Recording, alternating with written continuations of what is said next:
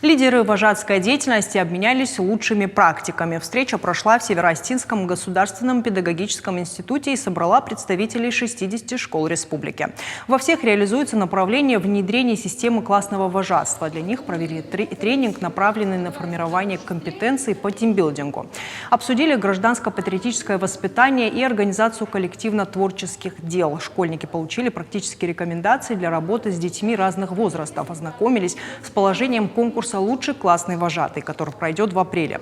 Напомним, Северо-Остинский государственный педагогический институт стал координатором регионального проекта «Подготовка кадров для системы образования», который реализуется по поручению главы республики Вячеслава Битарова.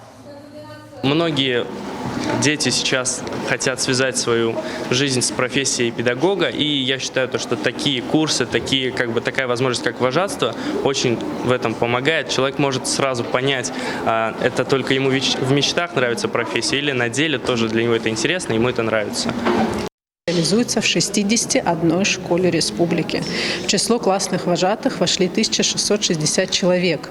И сегодня мы пригласили не то что самых лучших, мы пригласили лидера вожатской деятельности из каждой образовательной организации районов республики, в том числе и Владикавказа. Те, кто не смогли приехать, они присутствуют в дистанционном формате, в формате Zoom, они все видят, мы с ними общаемся, используя новые цифровые технологии. Весь проект «Подготовка кадров для системы образования» направлен на то, чтобы повысить престиж педагогической профессии.